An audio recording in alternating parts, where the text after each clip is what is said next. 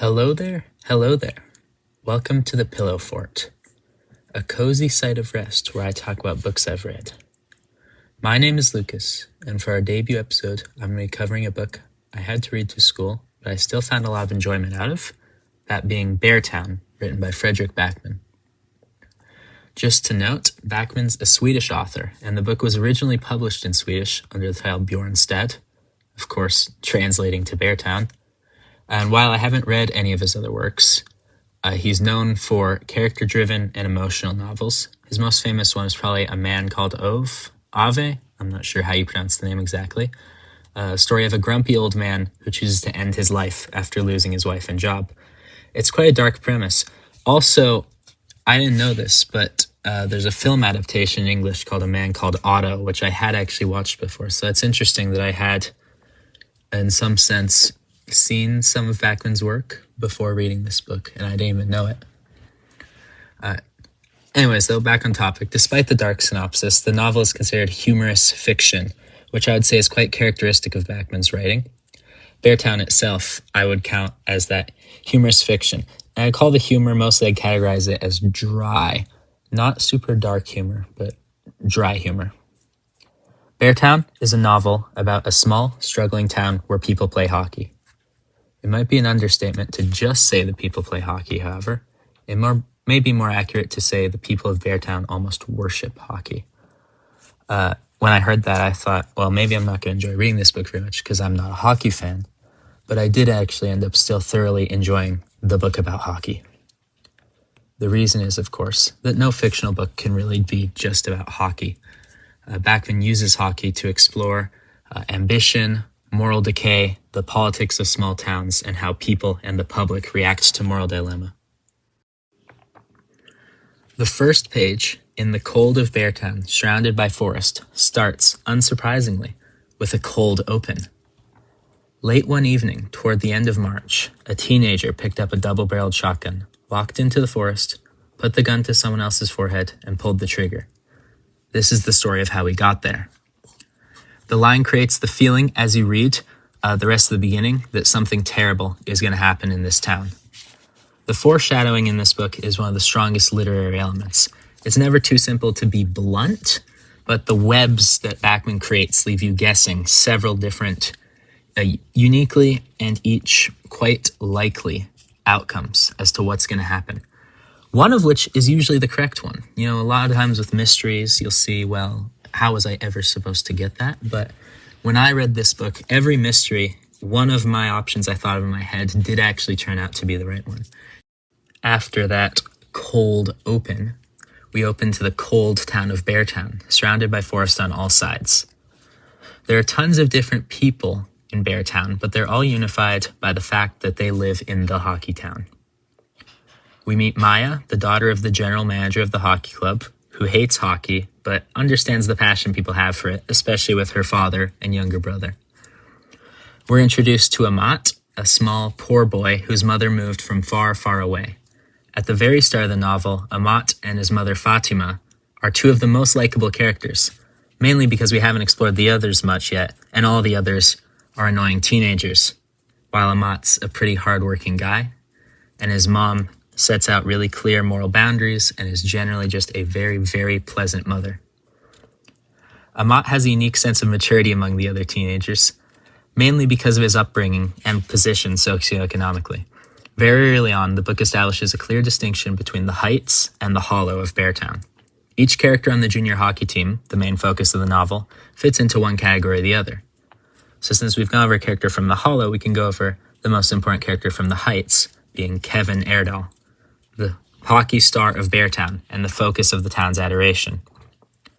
With him on the team, Beartown has a chance to go to the finals, making him the hero of the town, essentially. He's got the whole weight of it on his shoulders. Real quick, before I discuss the plot, I'd like to take up a moment to discuss the literary devices Beartown uses. Like I said before, Backman is an author who uses humor a lot, and that's pretty evident in the second chapter, while establishing the most important characters in the town itself, so pretty fundamental to the themes of the book, everything, there's a humorous tale interjected. The entrance to the town itself reads, "Leaves you wanting." Having once said, "leaves you wanting more." of course reflecting the now quite depressive state of this little town based around just a couple of factories. Another literary device used frequently is repetition. Certain phrases will be used repeatedly throughout chapters, and as soon as you see a repetitive phrase, it's an important phrase to just taste in your mouth and think over as you read the chapter. You can usually tell even before the phrase repeats that it will end up repeating. It has a different context each time it's used. I was able to find at least 5 separate examples of this technique being used in just the first 100 pages. The most striking of which is the line, "Beartown can take your breath away." At first, it refers to the natural beauty of Beartown. It's in the forest, there's mountains nearby, there's some nice small lakes which freeze over in the winter, leaving great environment for hockey. But the second time it repeats, it's a double entendre for the danger of Beartown. It literally knocks the breath out of you. You're gonna die. On subsequent rereads, it also serves as foreshadowing for what will end up happening to Maya. So more and more meaning is added in each subsequent repetition until the line itself, just the one short sentence, almost ends up feeling like a poem. Now, spoilers having been forewarned, although I suspect my main audience is just my English teacher who has already read the book, so it's not too much of a concern. I will now cover the plot. Beartown has a really, really strong junior team this year, and the town's economic future depends on their success. For this depressing town, just based around a few factories, to receive a new hockey academy would be an untold blessing. So the stakes riding on just these few tens of teenage boys is incredibly high. The team actually ends up winning the semifinals against a nearby town, and Kevin, the star player, decides to host a party at his house. Maya, her friend Anna, Amat, and many others attend the party. Throughout the party, and even earlier in the novel, in fact, some of the players on the junior teams have some pretty strange interactions with Maya, noticeably uncomfortable given the age difference between the two groups. Generally, the junior team players are 17 or 18, and Maya herself is newly 15. As everyone at the party drinks, including Maya, Kevin leads her upstairs as she gets lost searching for the bathroom. Kevin rapes Maya in his room, and it's witnessed by Amat. This is the inciting incident of the novel, and serves as the launching point for each other conflict to come. Maya, Kevin, and Amat I would characterize as the main characters, but each of them have many people in their own lives too, leaving you with a lot of people you worry about as you get through the novel, and a complex web of interactions begins to be spun. It leaves you wondering who ends up shooting who at the end, back to that cold open. Kevin's best friend Benji becomes more distant and even violent after he deduces what probably happened at the party. Zacharias, Amat's oldest buddy, feels betrayed by Amat's choice to prioritize hockey and his new friends while leaving him behind, all while Kevin and his parents pressure Amat to stay silent. Maya cuts off her friends and family for days afterwards, and it is only Anna that can get her to tell her parents what happened. Beartown's reaction to what occurs is one of the most uncomfortable but realist parts of the novel. People in Beartown don't look for justice, but instead blame anything that's happened on Maya, because Kevin is the town's golden child. He's their hope and their future. So Maya's accusation is in a sense a direct threat to the town itself, its economic future. When she's questioned about what happened, all the questions relate to what she did rather than what Kevin, as the aggressor, did. I can relate to something like this occurring, not as someone who's been a victim of such a crime, but as someone who's seen the response in real life myself. I remember in relation to a case of an athlete being accused of rape, some people in my personal life were more concerned about the young athlete's career rather than the crime he committed, as if that holds any say in the matter. Even those who don't distrust Maya don't say anything publicly to support her due to the immense sway of peer pressure in Beartown. It's a bit of a conformist town, as you can tell, with all the hockey love. It can take your breath away in another sense, I suppose you could say. Even Anna doesn't end up seeing Maya at lunch, leaving her alone at Maya's own request, who doesn't want Anna to be seen with her. It's only her little brother Leo who bothers to help her after milk is poured over her by an older bully. Well, that leads into my next discussion point, some of the themes of the novel. Two of the largest themes, which I've touched on a little bit here so far, are parenthood and loyalty. After Maya is raped, her parents feel like they have failed to protect her. "We can't protect our children" is another one of the phrases repeated several times.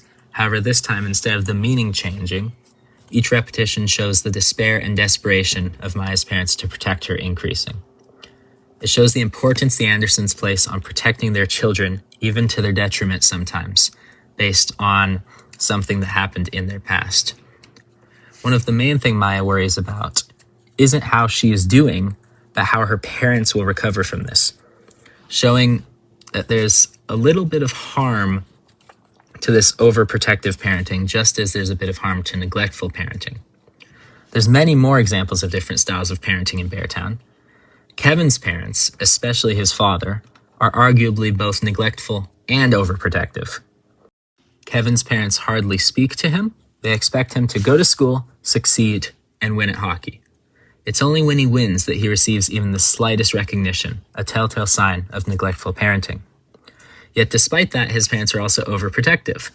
When Kevin is accused by Maya, his father begins a systematic campaign to silence the rumors and assure his son is safe from consequences for his decision.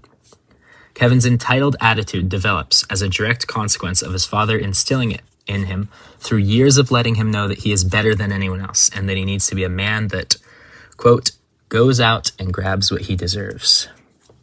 In contrast, Fatima's parenting of Amat encourages him to mature, take risks, and eventually speak out against his friends on the hockey team about what he saw at Kevin's party. All that despite pressure from Mr. Erdahl, Kevin's father. Outside of parenthood by blood, the book also explores parenthood of other types.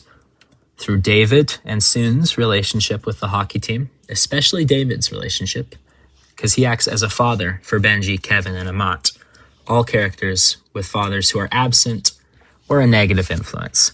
He also himself becomes a father of a child by the end of the novel with his girlfriend, although that's never explored too deeply. Beartown is loyal only to itself over its shared love of hockey.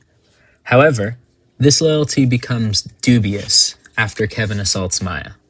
As I mentioned before, Beartown is a bit of a conformist culture and requires anyone who doesn't conform to it be rejected. Maya is rejected by Beartown because if what she is saying is true, Kevin, the center of the town's faith in hockey, would be revealed to be imperfect. Amat is pulled into Kevin's web of loyalty, and even after he witnesses Kevin assault Maya, he feels pressured to participate in team bonding and continue acting as if he knows nothing. Amat's loyalty itself is constantly questioned. Zach tells him he feels betrayed. Kevin needs his exclusive loyalty to the game, and Mr. Erdahl needs his loyalty to silence. Amat is not allowed to simply be himself or speak the truth, because any choice to do so would violate one of the toxic loyalties he ends up holding. However, Fatima manages to convince Amat that doing the right thing is more important than his loyalty to Kevin or any other loyalty he has. It shows how parenting can break some of those bindings we have, keeping us from doing the right things, which is another function of proper parenting, not observed in Mr. Erdahl, who only encourages Kevin to succeed, not to do the right thing. An example of positive loyalty in Beartown is the friendship between Maya and Anna. Anna convinces Maya to tell the truth about what happened and is just an incredibly helpful friend during Maya's worst struggles. So it turns out not all friendships turn out to be horrible. You just have to be observant and not go along with peer pressure to do something you know deep within you is wrong. Well, in conclusion, I really enjoyed the novel Beartown. It took the idea of a small town enamored by a sport, a classic premise for a pretty boring sports novel, and used it as a backdrop for a deep story about human connection, ambition, and the moral decay that can occur due to our idols. If I could summarize my feelings into one sentence, it would probably be that I just want to read the next book. I couldn't really touch on Benji or his themes relating to masculinity and queer identity in this episode due to time, but that's something else I'd like to just briefly mention here at the end. I hope the next book, Us Against You, goes deeper into Benji's character as well, as he's one of the most fascinating characters in the book and is probably my favorite. It is relegated to the role of a side character. I'd also recommend rereading the book, because you'll notice the foreshadowing a lot more this time. Thank you for listening.